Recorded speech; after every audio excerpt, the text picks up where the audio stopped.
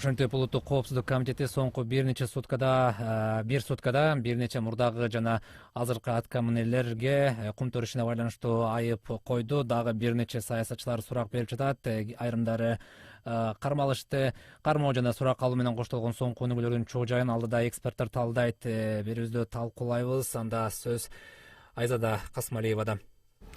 Рахмат. 31 майда Жогорку кеңештин депутаттары Асылбек Жээнбеков менен Төрөбай Зулпукаров 2 айга камалды. Экс-премьер-министр Өмүрбек Бабанов менен мурдагы депутаттар Исхак Пирматов жана Талантбек Узакбаев 48 саатка кармалды. Дагы бир мурдагы өкмөт башчы Игорь Чудинов бул иш боюнча күбө катары көрсөтмө берип чыкты. Улуттук коопсуздук боюнча мамлекеттик комитет кармалган мурдагы жана азыркы атка минелерге кумтөр ишине байланыштуу айып койду. Социалдык түйүндөрдө бул соңку кадамдарды айрымдар кубаттап саясий эрктин үлгүсү деп сыпаттаса, башкалары саясий шоу деп сындап жатышат. Эфирде эксперттер талдайт программасы, аны мен Айзада Касмалиева алып баруудамын. Биз бүгүн Кыргызстандагы коррупцияга каршы күрөштүн жүрүшүн талкуулайбыз. Студиянын бүгүнкү конокторун тааныштырайын. Коопсуздук кеңештин катчысы Марат Иманкулов, Атамекен партиясынын лидери Өмүрбек Текебаев жана ошондой эле Жогорку кеңештин мурдагы вице-спикери Кубанычбек Исабеков студиябызга куш келипсиздер. Саламатсыздарбы? Оболу ошол кечээки 31 майдагы сот алдындагы окуяларга учкай токтолуп алып, анан талкуубузду баштасак.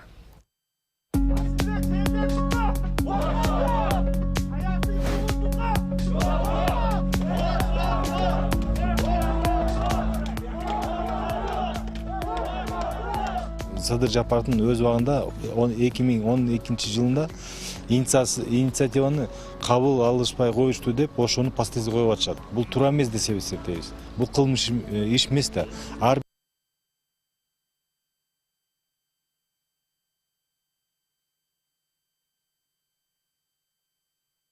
бир депутат баягы голосование этип атканда, добушун берип атканда өз аброю менен, өз калоосу менен добушун берет.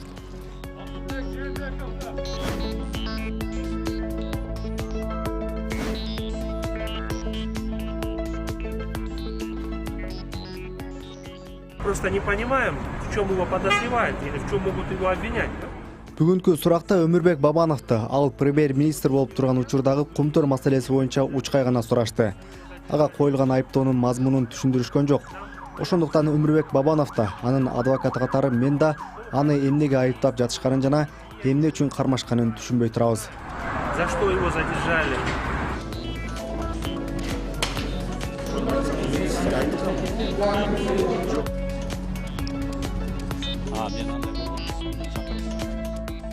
Здесь одно дело именно руководителя. Кумтөргө байланыштуу 4 кылмыш иши бар экенин эскерте кетейин. Мунун биринчиси Кумтөр Gold компаниянын жетекчилерине байланыштуу. Калган 3 кылмыш иши болсо кызматтык кылмыштар. Буга ошол учурда эң жогорку кызматты ээлеп турган адамдар кирет. Тагыраагы бир нече экс-премьер-министр, депутаттар жана башкалар кирет.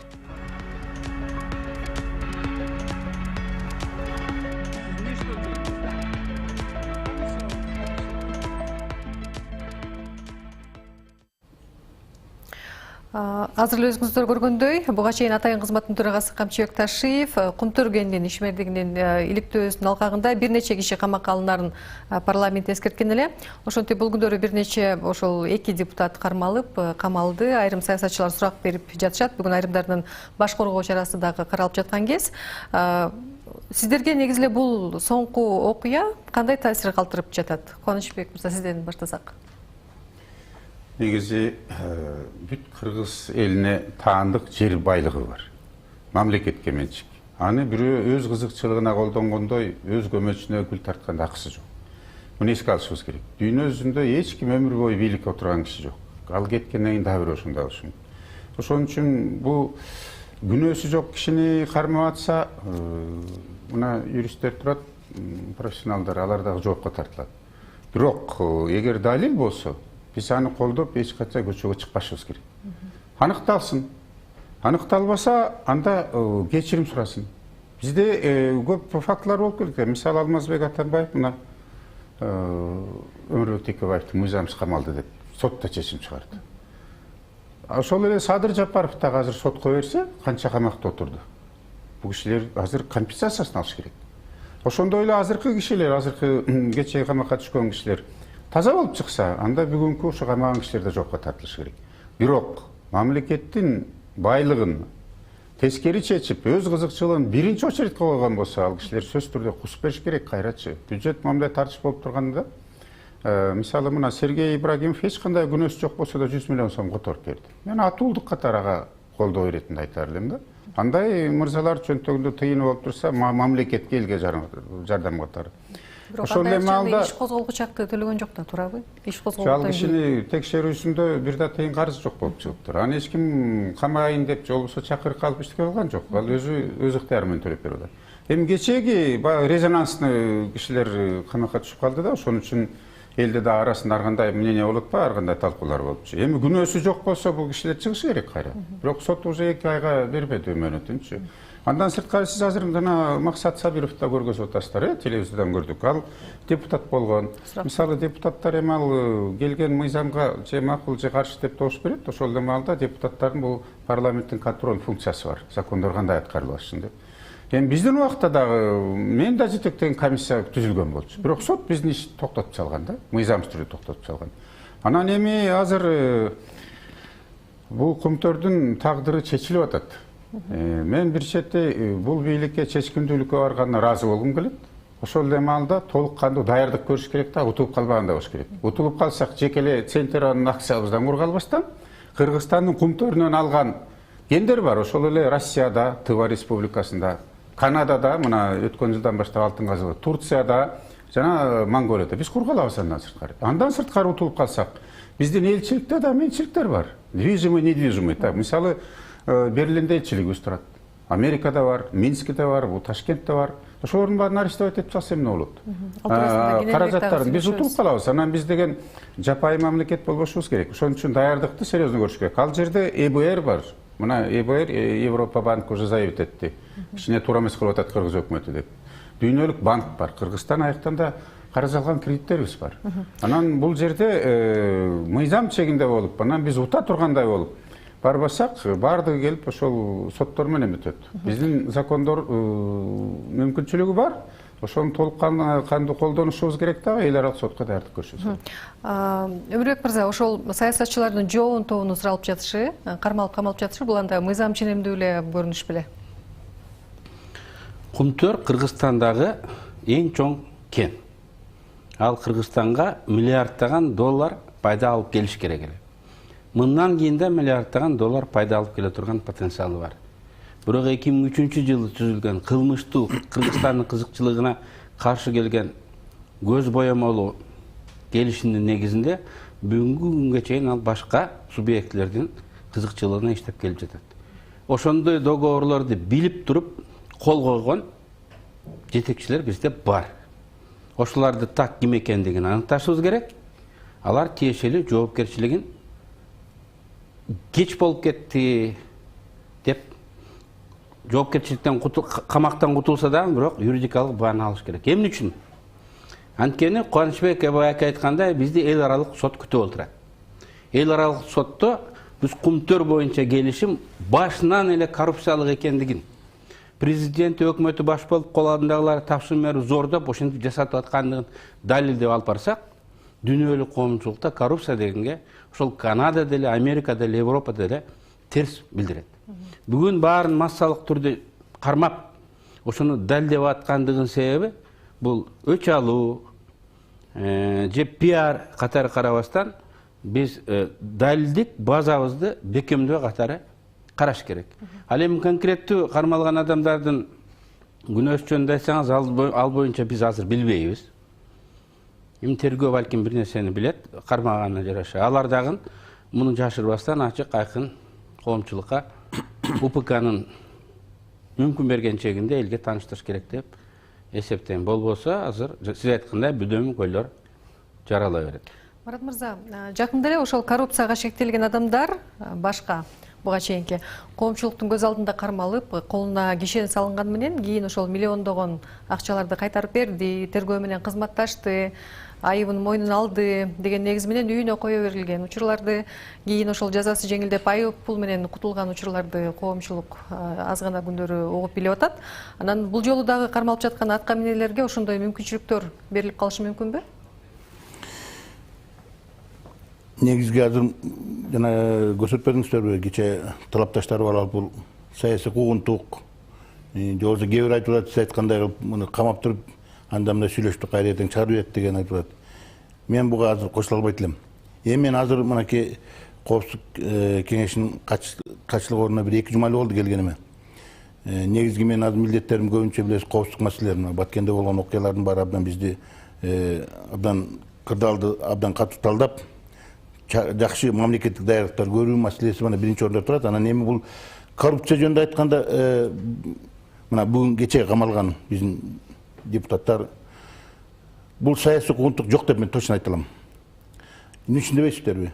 Бул кумтөр маселеси илгертен эле мен бул жерден Өмүрбек Чиркешке мен толук кошулам. Бул кылымдын аферасы экенин биз баарыбыз билебиз. Биринчи эле келишим кол коюлганда ошол кезде бул афера болгон. Биздин кызыкчылык таптакыр четте калган. Ошо международный аферисттердин айдагы менен ошо эки ушуга келгенбиз. Эгерде ошондо кумтөр проектисин биз Кыргызстандын кызыкчылыгына тууралап, абдан кылдат кол коюп атканда кылдап изептеп, баарын тең жакшы кылганда мына биздин коомчу эле мамлекет Өзбекстандай кылып, жана Монголиялардай кылып эле биз ошо өзүнүн кызыкчылыгына кылганда бул кумтөр менен эле бизди азыркы акыбалга келтирбейт эле. Кумтөрдөн тапкан каражаттар ошондон бизге жанагындай налог түрүндө, өзүнүн үлүш түрүндө, эгерде үлүш бөлүшкөндө прибылды эмес, прибылды көрсөтпөй койбодубу? Үлүш түрүндө бөлүшкөндө биз азыр мындай акыбалда болбойт болобуз, азыр жакынчылыкта болбойт эле. Миллиондогон жарандарыбыз дагы жумуш издеп башка мамлекеттерге чыгып кетпейт эле. Азыркыдай болгон айлык жетишпей, пособиялар жетишпей, пенсияларды эптеп минималдуу болуп эптеп турган акыбалга келбейт элек. Эми бул канча көп жылдардан бери калыптанды да бул акыбал. Анан бул коррупция менен күрөшкөндө азыркы эле жетекчилердин пиар кылып, эптеп деген аны жок. Бул элдин талабы болуп атпайбы? Мына жаңы келген бийликтер талап атат. Эми ол кумтөр жана ачылгандай ошого көз жумуп коймок белек. Кумтөрдө жанагындай ачыктар чыгып атты, жанагындай изилдеп келгенде кылмыштуу иштер болот. Мен азыр подробности выдавать этпейм. Эмне кылмыштуу топ эме кылгандарын мен даже мен билбейм, ачык айтайын. Мен тергөөнүн ичине киришкен да жокмун. Өмүрбек мырза, азыр мурдагыдай ошол тергөө менен кызматташууга жол берилбейт, андай айыптар жеңилдетилбейт деп атпайбы? Анда коррупционерлерди кантип айырмалап атат коомчулук? Марат мырза айтып. Жок, кээ бирлери менен азыр УПКда тергөө менен кызматташуу деген Да, ал институт бар, ана комитеттер да. Ал пайдаланышы мүмкүн. Мен оюмча ушул кабыл алынган чечим биринчи кезекте биз эл аралык сотто биздин позициябызды бекемдегенге кетет. Анан экинчи күнөөкөйлөрдү жазалаганга кетет. Кумтөрдү биз кыргыз элинин менчигине алып улутташтырышыбыз керек.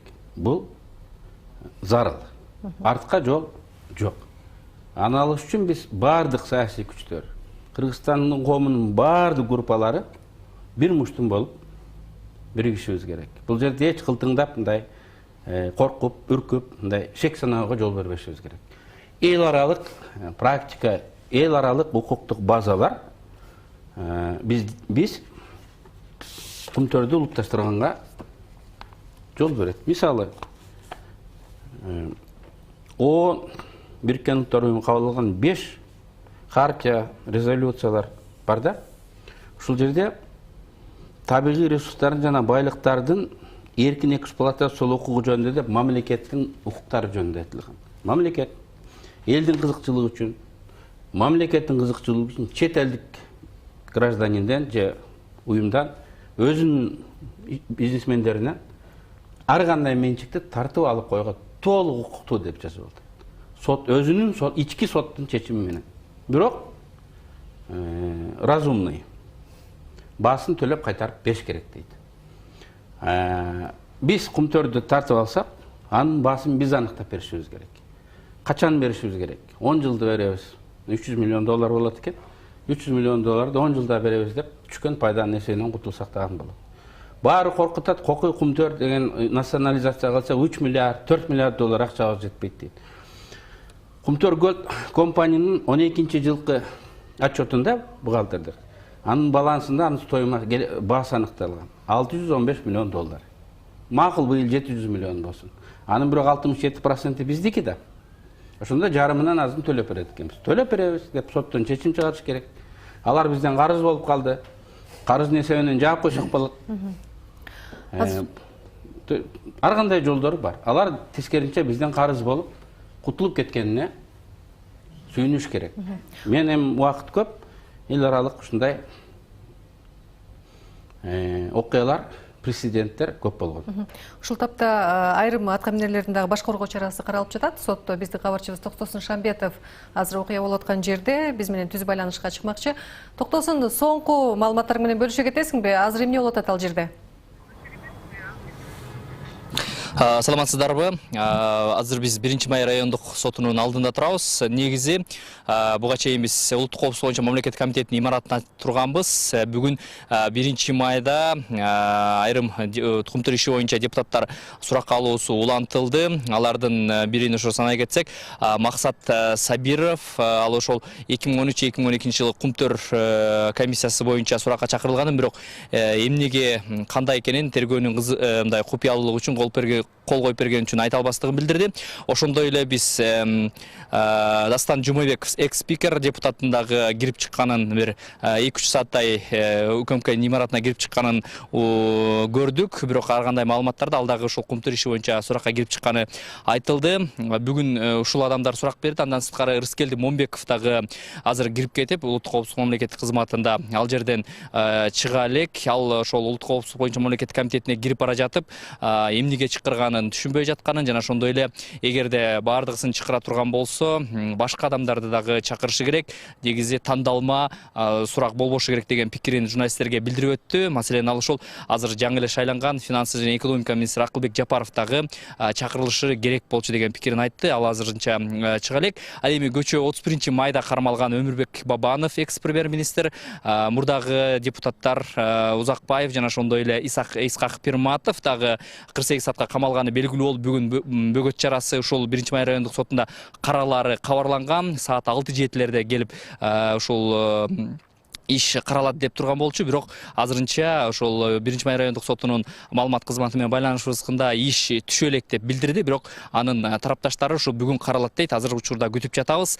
Бүгүн болсо Асылбек Жээнбеков менен Төрөбай Зулпукаровдун митинги, нааразычылык акциясы өтөт деген маалыматтар көчө тарапташтары тарабынан айтылган. Бирок алар бүгүн өткөн жок. Болгону Давран Кайыпов, анын жактоочусу Асылбек Жээнбековдун билдирүү таратып, бүгүн эч кандай акция болбой турганын жана ошондой эле Асылбек Жээнбековдун бул укмтур ишинде эч кандай күнөөсү жок. Парламент коллективдүү орган болгондуктан ал модерациялык жана ошондой эле башкаруучулук, спикерлик милдетти аткарганын, бардыгысы бир коллективдүү чечим кабыл алынганын, ал эми бул ишти саясий өңүтү бар экенин да кыйыткан билдирүү таратты. Азыркы учурда күтүп атабыз. Негизи атап өткөн Өмүрбек Бабановдун дагы жана ошондой эле эки экс-депутаттын дагы тарапташтары бул жерде азырынча көрүнбөйт. Бирок улуттук коопсуздук боюнча мамлекеттик комитеттин алдында түштөрөөк Төрөбай Зулпукаровдун бир нече тарапташы келип, ал ошол депутат болуп турган учурда эч кандай укмтур боюнча документтерге кол коюлбаганын айтып, жана ошондой эле иши акыйкат тергелишигин айтылган. Айзада азырынча ушул маалыматтар менде. Рахмат, биз менен түз байланышта кабарчыбыз Токтосун Шамбетов болду. Биз болсо талкуубузду улантабыз. Кубанычбек мырза, Өмүрбек Бабановдун адвокаты дагы билдирүүлөрдү таратып атат. Ошондой эле Асылбек Жээнбековдун дагы жактоочусу. Азыр эле өзүңүз айткандай, төрага катары гана Жээнбеков регламенттин чегинде иш алып барган. Парламент тарабынан коллективдүү кабыл алынган чечимдер үчүн ал жоопкерчиликке тартылбайт деп жатат да. Мындай билдирүүнү сиз кандай кабылдадыңыз? Анан негиз барбы? Мен биринчиден бул Өмүрбек Чекешке кошуп айтып кетким келет. Бизде Кыргызстан эл аралык экономикалык хартиянын мүчөсү. Ал жерде жазылып турат. Башка мамлекеттик юридикалык жакпы, менчиги, же болбосо мамлекеттики ошол территорияда иштеп аткан мекемеден талап кылганга, сураганга, отчет алганга, ал тургай коопсуздук тигүү келтирип атса, биз улутташтырган акыбыз бар деп турат. Андан сырткары Конституцияда жол берет. Бирок бул жерде упущенный выгода деген бар. Мен башкача сунуш айтар элем. Мен убагында улутташтыруу законун 2017 жылы мен алып чыктым эле. Бирок ошондо өкмөт бийлик каршы болуп, булам жыла берип, төрагаларды артка барып өтпөй калган да. Биз буга даярдык көрүп алышыбыз керек эле. Мен башкача жолдо айтат элем. Биринчиден, Сентара афера болгондон кийин биз азыр чыгып кетсек эч ким эчтеке кыла албайт. Жана да эл аралык сотко барып депчү. Бизди алдап койду. Ошол эле Монголиядагы кийин Ренди кошкондо 6 эсе 14 күнөн аз болчу. Алар жок. Биз бир тыйын алган жокпуз. Аларды сатып ийди дагы чөнтөгүн сатып кетти. Мындай фактылар бар. Эми азыркы маселени саясатка айландырыштырып кереги жок деп эсептейм. Мына сиздер көргөзүп атасыздар. Мен деле чакыргандан баргам ККНБга. Андан мурун 2011, 2010, 2013 жылга чейин башкы прокуратура тергеген. Ошол эле тергөөчүлөр азыр мен билишимче ККМДда да иштеп атышат. Аларда толтура материалдар бар. Анан аны саясатка айландырып азыр күнөөсү жок болсо кетирет, күнөөсү жокту алып барып камаганда эч кимдин акысы жок. Муну саясатка айландырып кереги жок. Наоборот, азыр биригип туруп, баарыбыз жардам берип, бул кумтөрдөн биз утуп чыккандай болушубуз керек деп эсептейм. Өмүрбек мырза, атайын кызматтын төрагасы Камчек Ташиев, ошол жанагы 4 кылмыш иши бар. Биринчиси Кумтөр Голд компаниянын жетекчилигине байланыштуу, калган 3 иш болсо кызматтык кылмыштар деп билдирип атпайбы? Керек болсо ошол учурда Кумтөрдөн финансылык колдоо алган бир нече депутаттар жөнүндө материалдар бар деп жатат да. Сиздер билесиздер да ким жөнүндө сөз болуп атканын, э? Жок, өзү Ташиев айткандай тергөөгө чакырганда билесиңер дегенден гана биз угуп билип атабыз. Бул дагы эми так маалымат эмес, эми шектөө. Ушулар болушу мүмкүн дегенче. Кумтөр боюнча ушунча жылдан бери иликтөө изилдөө иштерине катышып Биз азыр экологиялык доо коюп 3 миллиард доллар утуп алдык. Бирок эл аралык сотто ошол утуп алган дообузду бекемдегенге тоскоол болгон биздин позициябызды начарлаткан бир жагдай бар. Бул 2017 жылы суу кодексине жана суу жөнүндө мыйзамга Кумтөр Голд компания, Сентера мөңгүлөрдү талкалай берсе болот деп мыйзам кабыл алып берип койгонбуз. Депутаттарды зордогон, өкмөт киргизген, президент кол койгон. Бул кылмыштуу мыйзам. Муну текшерип, ким айтканын, ким тапшырма бергенин, ким зордогонун билип, тиешелүү адамдар жооп бериш керек. Биз ошол мыйзам менен ошол кезге чейинки талкаланган мөңгүлөргө кылмыш кылган адамдардын кылмышын кечип койдук. Бул амнистия. Мыйзам уруксат бергенден кийин ал артка күчкө ээ болот да, баары кечилет. Ошол эле жылы Сапар Исаков кол коюп, Кыргызстан Сентеранын мурунку зыяндарынан да баш тартып, кийинки зыяндарынан дагы доодон баш тартабыз деп баарынан баш тартып койду. Мына ушул эки документ эл аралык сотко бизге каршы иштейт. Ошол күнөөлүү адамдардын күнөөсүн менин оюмча мамлекет так аныкташ керек. Эгер кылмыш жообуна тартыла турган болсо, кылмыш жообуна тартылыш керек.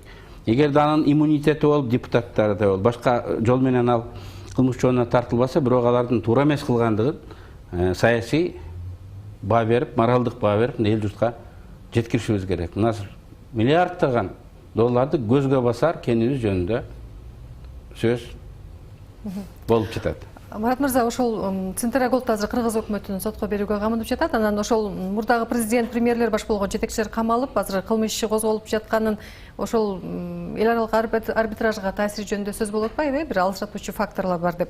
Буга мисалы Кыргыз өкмөтү дагы даярдык көрүп атабы? Сөзсүз даярдык көрөт да. Бизде эл аралык юриспруденция жана эл аралык укукту билген юристтер болуш керек. Эгерде бизде жок болсо, биз аларды жалдашыбыз керек. Эл аралык юридикалык компанияларды жалдашыбыз керек. Анан биздин өзүбүздүн эмени отставить этишибиз керек да. Эми бу жерден ал болсо өкмөт чыгып атат. Жалдана элек андай иш-чара жүрө элек да турабы? Ал өзүнүн планда бар, убагы келсе жасайт баарын тең. Рас мынча чоң жумушка киришкенден кийин ал уже жасалып аткан иштер.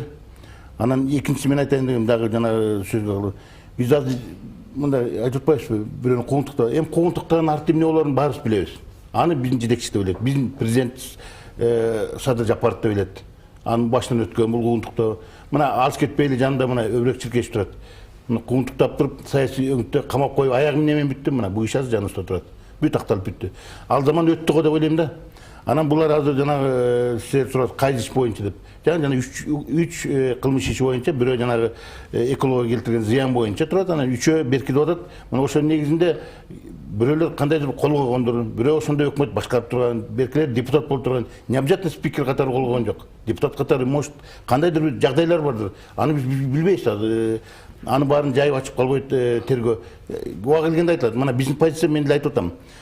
Биз башка адамдар, башка булактардан кандайдыр бир мындай искаженный виде информация алгандан көрө, биз давайте өзүбүз берели. Эл журт бизден уксун. Таамай кандай болгон, эмне болгон бизден уксун деген позицияда турабыз. Мына азыр биздин тергөө органдары козгогон жана биздин улуттук коопсуздук кызматы бул жөнүндө маалымат берет болуш керек жакында. Мына азыр алар жанагы иштерден бошой албай атат болуш керек. Алар берет. анан берден сразу эле куугунтуктап койду дегенге мен кошула албайм. Андай позицияда мен даже мына жаңы келдим, аралашып иштеп атам, андай позиция эч ким жок. Президент баш болуп андай позицияда эмес.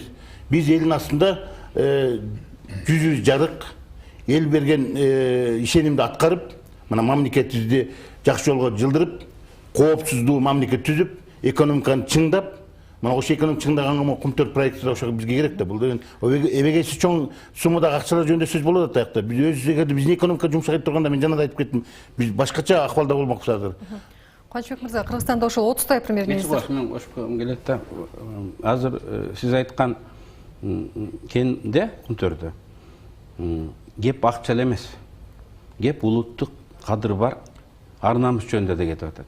Туура. Жеке компания келип алып, Кыргызстан мамлекетинин, анан өкмөтүнүн, президентин 20 жыл жетелеп. Туура. Мындан кийин дагы ошентип жетелеп жүрө береби, же биз бир күн ошону токтот деп айта алабыз. Мына бүгүнкү бийликтин мага жакпаган жери көп жери жакпайт. Бирок Кум-4 боюнча чечкиндүү кадамга барып, улутташтырууга карап кадам алган. Эми ар ким ар кандай айтып атат, бирок улутташтырууга алган кадамын мен колдойм жана коргойм. Ошол чечкиндүүлүктү деп атпайсызбы? Ошол деңгээли жөнүндө сурагым келип атат да, Кубанычбек мырза. 30 ай премьер-министр алмашканын эске алсак, ар бир кыргыз өкмөтү жаңы келгенде ошол Кум-4 маселеси менен беткелешет. Бир нече жолу мамлекеттик комиссия түзүлгөн, депутаттык комиссиялар түзүлгөн, ал тургай эл аралык компанияларды жалдап экологиялык доолордун баасы бычылган болчу. Бирок жыйынтыгы ушу күнгө алып келди. Анан бул жолку күрөштүн, бул жолку комиссиянын корутундусунун жыйынтыгы кандай, андан ары мындай сценарий кандай өнүгүшү мүмкүн да, эмнеге алып келет? Өзгөрүүгө алып келеби же кайра эле бир сүйлөшүүлөргө жем таштай турган нерсе болобу? Мен жөнөкөй тил менен айтканда мындай айткым келет. Садыр Жапаров президенттикке ушу Кум-4дун артынан келди депчи. Баарыңыздарга белгилүү. Эгер бул туура эмес чечилсе, бул жыйынтыгы кандай болору белгилүү болуп турат. Анан мен башкачараак айткым келет, кичине жанагы эме боюнчачы биз Кум-4дү улутташтырганга даярданабыз керек болчу. Материалдык, техникалык сырьё бүгүн базасы жетиштүүбү же жокпу? Өзү ошо бөлтүрүк, теңиз бөлтүрүктөр айткан 12 күндүк запас бар, 2 айлык запас бар деп убакыт өтүп атат. Бюджетке өзгөртүү киргизип өкмөт сөзсүз түрдө акча бөлдүрүп алып, жанагы юридикалык компанияны алыш керек болчу. Тигилер уже сотко берип атат. Бул бир кадам шилтелди, жанагы убактылуу башкарууну алып барганчы. Бирок биз жеке эле экологиялык эмес, салык түрүндө да бербедик. Пенятууларын эсептегенде 6 миллиардка жакын. Кум-4дү 29 жылдан бери 92 жылдан 21-га чейинчи болгон 11,5 миллиард долларга сатылган алтын алынды. 420 тоннадай. Тиги жерде дагы 300 тоннадай запасыбыз бар. Анын ар жагында да 16.330 гектар жер берилген. Бүрсү күнү соттун отуруму башталып атат. Мен өкмөттү сотко бергем. Ошону карайт азыр. Мыйзамсыз берилип калган, Абылгазиевдер берип калган. Бул экинчи жолу каралып атат. Анан бул маселеде мындай болот ба? Эгер биз даярдыгы жок бара берсек, анда кандай болот? Бул бир чет. Экинчиден, жанагы алтынды дагы 20 тонна сатылды. Сиз азыр ошондой даярдыктарды сезип атасызбы? Мен сезе элекмин жакшычы. Себеби юрист катарында Жогорку Кеңештин кухнясын билген киши катары айтат. Жогорку Кеңешке өзгөртүү киргизе элек. Мисалы, Өмүрбек мырза айткандайчы, 2017 жылкы аябай жаман келишимге кол коюлган өкмөтчү. Бардык нерсе бир нерсе ошо өкмөт жооп берет деп койгон. Ансыз келгенсип туруп 2010 күнү ошол эле парламент бекер берип койду. Эми кайра ошол жерге асфальт таштап атабыз. Тигилер таштап койду, экологияны бузуп койду дейт. Сууну төлөтөбүз дейт, мөңгүнү бекер берип койду. Биринчи ошол өкмөт өзүнүн токтомун жокко чыгарыш керек. Экинчи өкмөт сунуштап туруп Жогорку Кеңеш берген законду жокко чыгарыш керек. Ошондон кийин төлөт десе болот. Мисалычы. Анан аны биз өзүбүзгө өз аңгик казбашыбыз керек. Ошон үчүн мен азыркы бийликке айтар элем. Кесипкөйлөрдү чогултуп, жеке эле мамлекеттик деп аталган комиссияны кое бербестен, билген кишилер чогулуш керек дагы даярдык көрүшүбүз керек. Кантпесе болбойт. Анан бир кошумча кесип коюш. Жана Кубанычбек Сатынович айтып атпайсызбы, өкмөт берип койгон деп. Жанагы мөңгүлөр төккөндө мына комиссиялык предварительный итогун чыкпадыбы? Комиссия өзүнүн ишин улантты да 3 айга. Аягына чейин чыга элек да. Бирок бизге белгилүү болду, жанагы калдыктарды төккөндө өкмөттөн уруксат албай төккөн да булар.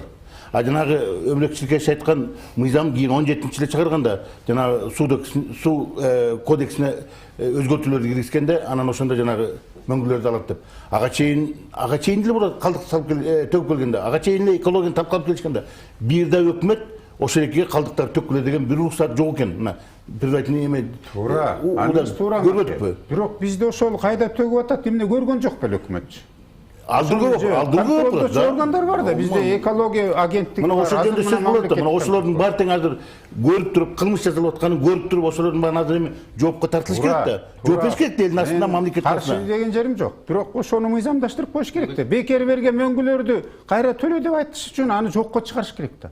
Жанагы законду ушуга окшош дагы бир жагдайда ошол 2012 жылы Өмүрбек мырза сизге суроо, бул ошол кезде өкмөт башчы Өмүрбек Бабанов ошондогу парламенттин токтомун аткарып 2010 жылы 25 февралдагы Кумтөр компанияга жер тилкелерин берүү боюнча ошондогу премьер-министр Данияр Үсөновдун токтомун жокко чыгарган. Бирок 2009 жылкы ошол 5-июндагы премьер-министр Игорь Чудиновдун токтому жокко чыкпай кала берген. Анда жогорку кеңеш эмнеге өзүнүн токтомунун аткарылышын көзөмөлдөө функциясын толук аткарган эмес да? Жогорку кеңештин чечиминин аткарылышын комитеттер көзөмөлдөйт, билесиз. Анын төрагасы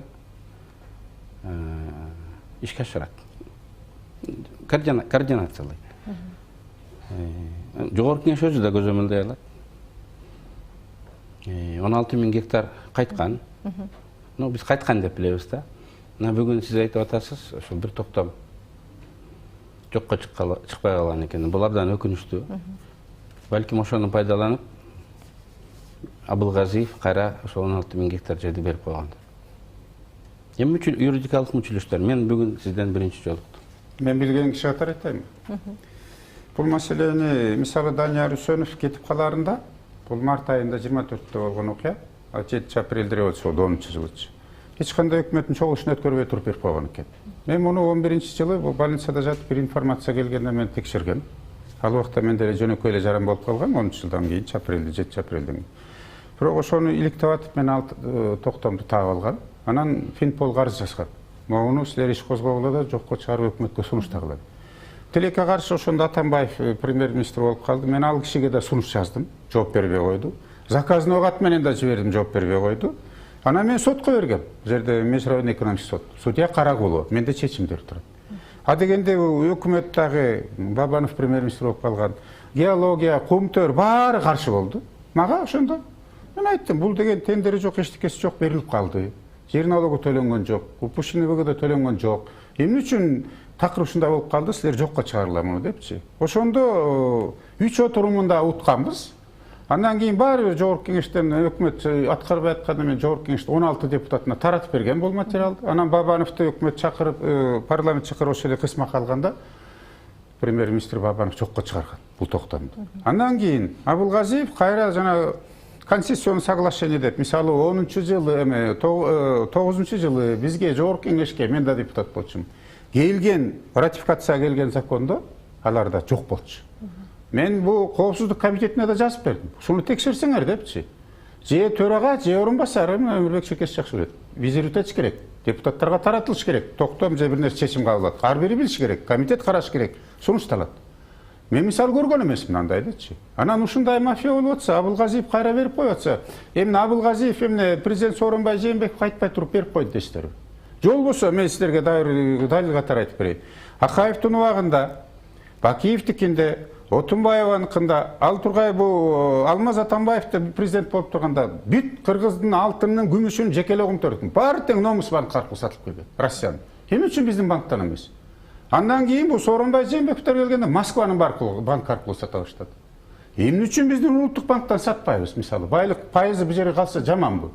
Бул жерде мен күнөм санаган маселелер бар, мисалычы. Марат мырза, ошол Кыргызстанда 2011 жылдан бери Кумтөрдүн ишмердин иликтөө боюнча жанагы комиссия, депутаттык комиссия, мамлекеттик комиссиялар түзүлүп келген деп атпайбызбы? Мындан тышкары ошол алтын кен долбоорун кайра реструктуризациялоо боюнча 2003 жылы, 9 жылы жумушчу топтор түзүлгөн. Анан соңку комиссиянын корутундусу иши мурдакы комиссиялардыкынан эмнеси менен айырмаланат? Анын күчү эмнеде? Артыкчылыгы эмнеде? Эми артыкчылыгы ошол жана өзүңүздөр айтып атпайсызбы? Мурдагы комиссиянын корутунду чыгарып келгенден кийин ошол кездеги бийлик ошол эки комиссиянын жыйынтыктарын туура карап, жанагындай чечимдерди кабыл албагандыктан да. Ошон үчүн Кумтөр проекти жана афера менен келе берди азыркы күнгө чейинчи. Эми азыркы түзүлгөн комиссия ишин бүткөн жок. Бул жөн эле предварительный итогун жарыялап, ошол эки дагы 3 ай иштеп, аяғына чейин чыгайын деп жогорку кеңештен уруксат албадыбы. Анан аягында дагы чыга турган материалдар болуш керек. Анан мунун уландысы бул азыр козголгон жанагы иштер, тергелип аткан кылмыш иштери, ошо негизинде көп нерсе чыгат деп ойлойм мен. Биз эми аны опереженияга мындай болот деп аны болжолдой туралы, эми көрсөтөр тергөө эмнеге алып келерин. Бирок мен бир нерсени гана айткым келет. Эгерде ошол кезде коррупциялык келишимдер болбогондо, коррупциялык иштер болбогондо, биздин жана мамлекеттик жетекчи органдар тарабынан, кызматкерлер тарабынан ушуга көз жумуп коюп, ушу улуттун кызыкчылыгын көздөбөгөндүктөн мына биз ушул акыбалга келдик деп ойлойм. Ушул маселени ошону мен толук мынакей азыр ушу мезгил келди. Дагы жолу мен Өмүрбек Чиркешке толук кошулам. Биз ошол эркин токтотушубуз керек. Азыр улут ынтымакка биримдикке келип туруп, биз азыр ушул эрки өзүнүн улуттук кызыкчылыкты алдыга жылдырышыбыз керек. Жылдыранын көп жолдору бар. Ошонун бир жолу бул. Жанагы эле кумтөр эмес. Биз азыр коррупцияны кумтөр жөнүндө тегел айтып атпайбыз. Коррупция деген вообще бүт тармакка жайылып кеткен экен. Мына мен азыр 2 жумадан бери иштеп атып келген арыздарды, жана кайрылууларды карап отуруп мен чачым тикип туруп атат. Соңку комиссиянын кандай деген коррупцияга батып кеткенин мамлекеттик кызматкерлер, ошонун ичинде өз үстүнө укук органдары, күч түзүмдөрдүн арасында дагы ушундай болгон байкап атабыз. Мына ошолордун баарын тазалап, ошонун баарын жакшы жака чыгаралы деген азыр мына иш чаралар жүргүзүп атабыз. Мурунку чечимдер менен кийинки чечимдердин айырмасы эмне деп айтып атасыз да комиссиялардын. Кумтөргө тышкы башкаруу киргизүү кокустан эле бир күндө болуп калган жок. Ага мындай даярдыктар жүрүптүр. Аны мен да билгеним жок, сиз да билгениңиз жок, ал жашырып жүргөн. Эми картаңды ачып койбойт экенсиң да. Кандай даярдыктар? Акционердик коом жана башка мыйзамдарга мамлекеттин коопсуздук келсе, экологияга коопсуздук келсе, адамдардын өмүрүнө коркунуч келсе, жеке менчик ишканага дагы мамлекет түз мамлекеттик башкаруу киргизе алат деген жобо кабыл алынып, президент кол коюп күчүнө кирди. Бул мына жасап атты. Экинчиси, биздин граждандар, 4 граждан кайрылып, экологиялык доо боюнча сотто утуп алды. Эми бул да кокусунан болгон жок да, туурабы? Баары координацияланып, кимдир бирөө ушуну элге айтпай, башка жакка айтпай жасап атты. Кимдир бирөө деген ким? Бүгүнкү бийлик да. Анан ошол эле параллелдүү комиссия түзүлүп, комиссия ушулардын баарын иликтеп, өзүнүн жыйынтыгын чыгарып, анан жогорку кеңештин макулдугу менен ушундай коркунуч бар экен, түз башкаруу, сырттан башкаруу киргизүүгө негизи бар экен деп уруксат бергенден кийин анан өкмөт түз башкаруу киргизди да. Ошон үчүн бул мындай алдан ала пландаштырылып, дыккат даярдалып жасалган, элге түшүнүктүү болсун үчүн спецоперация деп коет элем. Ошол соңку комиссиянын төрагасы Акылбек Жапаров дагы Марат мырза айткандай, ошо мурдагы бийлик жетекчилеринин кыймыл аракетинде жана чыккынчылык бир элементтер болгон деп билдирип атпайбы парламенттечи. Ошол учурда Акылбек Жапаров дагы жогорку кеңештин 3 чакырылышында депутат болгон. 2005-2007 жылдары экономика каржы министри болгон, 2007-2009 жылдары экономикалык өнүгүү жана соода министрин жетектеген. Анан 9-10 жылдарда биринчи вице-премьер-министр болгон, андан кийин каржы министри болгон. Азыр камалган саясатчылардын адвокаттары жоопкерчилик маселеси жөнүндө сөз болгондо, анда Акылбек Жапаров дагы тергөөгө чакырылышы керек деп атпайбы? Бул дооматтар канчалык негиздүү? Мен жапырып коем. Эки сөз айтып коеюн. Ким болбосун, ошол Акылбек Жапаров болобу, ким болбосун, эгерде ошол тергелип аткан кылмышта ошолордун тиешеси боло турган болсо, кылмыш жасаганга жана кылмыштуу келишим кол койгонго, кылмыштуу келишимдерди даярдап берип, ошого камын көргөн адамдар боло турган болсо, баары жооп бериш керек. Комиссияны башкарасыңбы, эмне кыласың? Эгерде ушул алардын кылмыш кыймыл аракетинде кылмыштын составы боло турган болсо, алар жооп бериш керек. Ал кызматына карабай, кылган салымына карабай, баары бирдей жооп бериш керек. Мен ошондой позицияда турам. И азыр мамлекеттеги жетекчи да ошондой позицияда турарын мен билем. Кошумчаңыз барбы? Бир жума мурун вице-премьер-министр камалды. Дагы бир стат секретарь камалды. Бул эмне? Ал билдели бир жума, бир айда эле болду иштери. Ар бири баш жасаган ишине жараша жооп бериш керек. Туура. Ошон үчүн бул кадам туура эле болот. Эгер президент деле же бир айткан жери жок, азырчы Акылбек Жапаровду чакырылбасыначы. Мүмкүн чакырган, аны вообще кылган жери жок да. Мисалы мен да чакырылдым, бардым башкы прокуратурага да берген, мен 665 документ өткөрүп берген. Булар айткан ошондо дагычы, бул Темир Сариевдики мындай саясатташтырылган экен, сизде конкретный материалдар бар экен. Менде дагы бар, бөлүшөм. Жок беке. Мен спецоперация деп едим бе. Кыргызстанда мына ошондой комбинация, спецоперацияны ойлоп таап, кынтыксыз ишке ашыра турган адамдар аз. Аз да. Анан аны мына эми биз басып алыш оңой эле. Андан анын мыйзамдуу экенин эл аралык деңгээлде далилдешибиз керек. Туура. Биз туура жолду тандаганы менен туура эмес иш кылып бир жерден каты кетирсек, өкмөт утулуп калышы мүмкүн. Туура. Ошон үчүн ошол ишти коюн жатагына чейин билген, керек болсо убагында сентарак иштеп жүрүп, алардын кемчилдиги тиги сыры кайерге катылганын билген адамдар керек. Акылбек Жапаровдай. Биз керек болсо ушул ишти аягына чыгар үчүн шайтанды дагы пайдаланышыбыз керек. Бирок Акылбек Жапаров Кумтөрдү толугу менен Кыргызстанга өткөрүп алгандан кийин, мына сиз айткандай анын жоопкерчилиги болсо каралат. Анан каралып атканда анын бул жасаган иши эске алынат. Буларда эске бир жооп коюн дагычы. Жанагы мисалы Кумтөрдүн оорусу бул коронавирустай бүт баарына тарап атпайбы? Бүт баардык кендерде чыр бар. Ошол эле Айда, ошол эле Чаткал менен Алабукада, Таласта, Көлдө, бул Чүйдө, мисалы Солтонсарда баарында эле болуп атпайбы? Эмгиче чейин улуттук концепция жок. Бир разработка кылыш керек муну. Өкмөттүн чеке жыртар программасы түзүлүп, жогорку кеңеште мыйзам түрүндө бекитип койсом да башка болмок эмес. Бул бирдеңиси. Экинчиден, Кыргызстандын законун эл аралык соттордо карайт. Мен мисалы 45 жол соттошком Кумтөр менен. Өкмөт менен мурун дагы 3 маселе менен соттошком. Экөөнү утуп, бирөөнү утулган бийлик деген бийлик. Азыр 4-үнчүсү менен соттошот. Эмнегедир бул жолу мамлекеттик деген комиссиягачы ушул кесипкөйлөрдөн алган жок. Мен деле Акылбек Жапаров менен 3-4 жолу телефон менен сүйлөштүм. Мисалы Кубат Осмонбетов деген докторуна лауреат госпремия Кумтөрдү изилдеген кишилердин бири. Карасаңыз Кубанычбек Идинов деген бар, легендарный парламентте депутат, жанагы чоң комиссиянын мүчөсү болгон. Айылчы Сарыбаев деген мисалы Медихан Шеримкуловчтар жүрөт. Баары билген кишилерчи. Жок дегенде кеңешин алып, бир тактоо иретинде жардамын сурап коюшкан жок тилекке каршы. Мен мындай Кыргызстан утканын каалайм. Жүрөгүм кыргыз деп согот. Бирок бул утуп калбасын деген ой келип атат мендечи. Ошо даярдык көрүш керек. Буларда ошол Кумтөр Голд жана Кумтөр оперейтинг компаниялары Нью-Йорктогу түштүк округу боюнча сотко кайрылганын Центра Голд компаниясы кечээ жарыялады. Анан компания ошол Кумтөр алтын кенидеги соңку окуяларды негизсиз басып алуу деп мүнөздөп, ошол кыргыз өкмөт ортодогу инвестициялык келишимди бузду деп атышат да. Анан мунун аркасы эмнеге алып келиши мүмкүн? Кандай тобокелчиликтер жаратышы мүмкүн? Барбы тобокелчилик ушундай сот кайрылуулардан? Утабыз деп үмүттөш керек. Бирок даярдык болбосо, 30 жылдык эгемендүүлүктүн тарыхын алсак, кыргыз өкмөтү утулуп келаткан. Бир уткан факт болгон жок. Мисалы 10-жылы качып кеткен Надель билесиздер да, жана банкты тоногондочу. Европа сотунан 17 миллион утуп койду дагы, Центераны Кыргызстандын өкмөтүнүн Центерадагы акчасын арест койдурду. Түрктүн жараны ак кеме гостиницасы боюнча чыргылып туруп, дагы адвокат жиберип коюшкан жок. Убактылуу өкмөттөн ал бар утуп алды дагы арест коюп койду. Центерадагы. Андан кийин биздин азыр 26,5% акчабыз бар. Анын үстүнө тиги 3 жыл мурун Центерага эмеге чыгарган дагы кошумча акцияларды ошол менен биздики түшүп калды. Бирок 77 миллион 401 миң 678 дагы акчабыз бар. Эң ири акционер Кыргызстан. Бул жерде мен дагы бир сунуш айтар элем. Кыргыз алтындын жетекчиси президент Жапаровдон көп айлык алат. Бул күндө брокерлик кызмат кылат болгон үчүн. Директорлор кеңеши бар.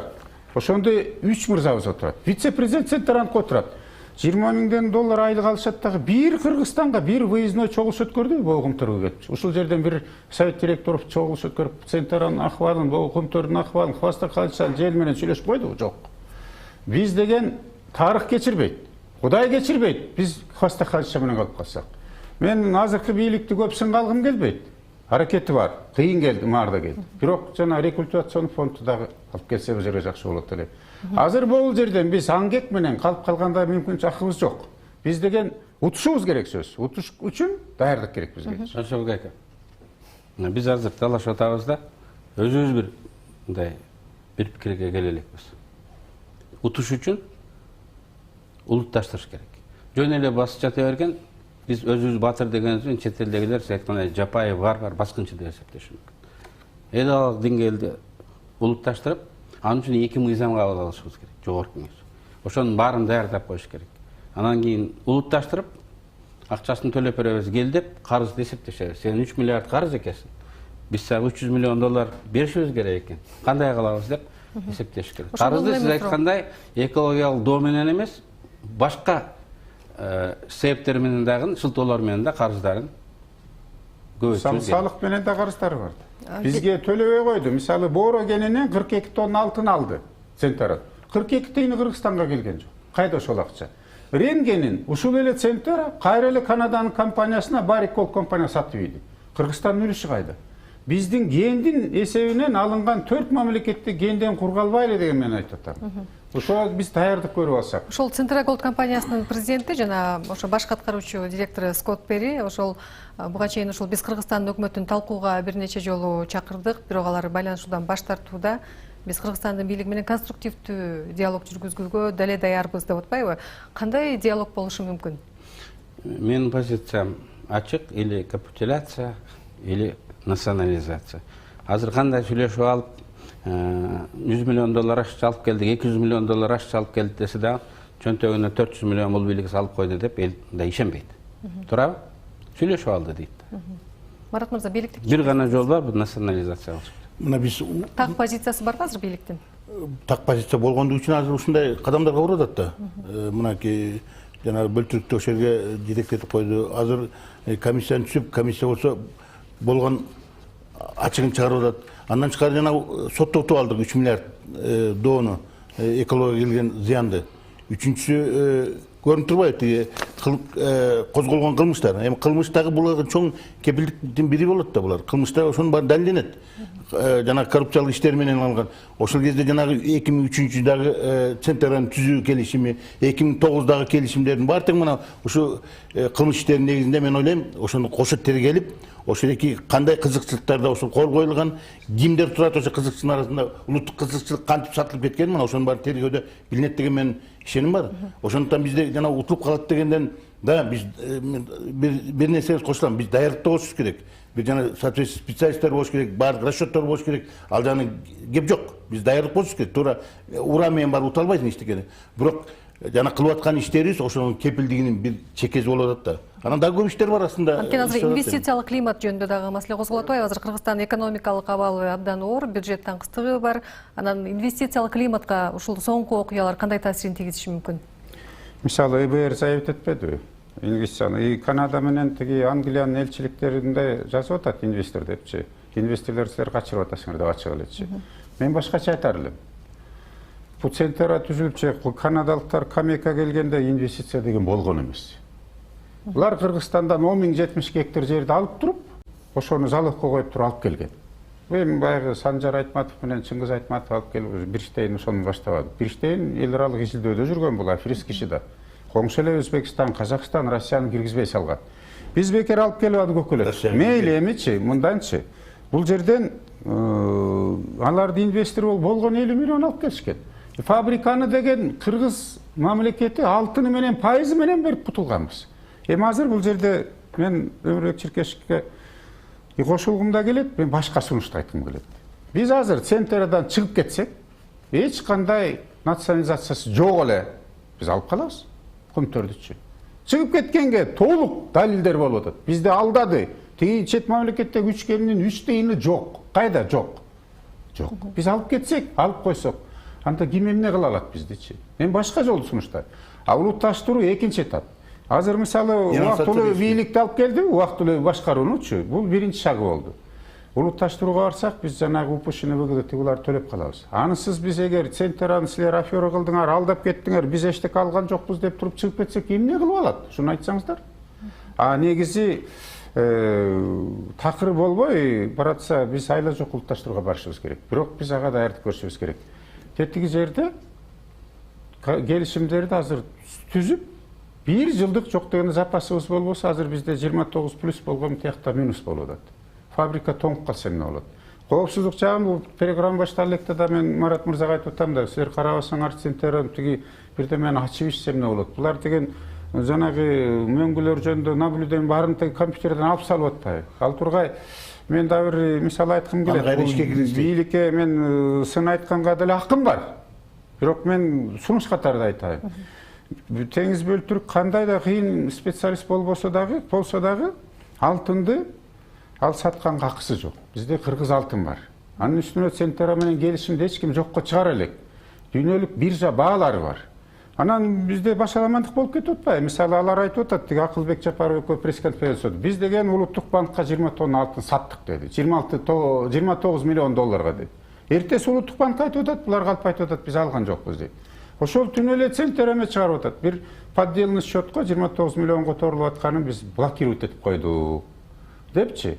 Мындай фактылар менен кетсек, биз утуп калып коркунуч болуп атат да. Мындайчы. Муну деген мыйзам чегинде иштебесек, анда баары бир арты жанагыдай камалуу менен бүтөт.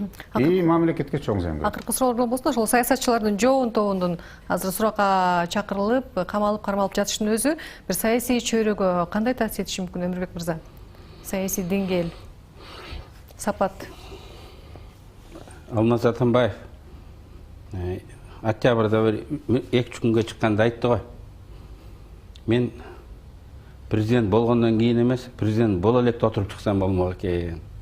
Да акыл башкача көз караш менен караган экен депчи.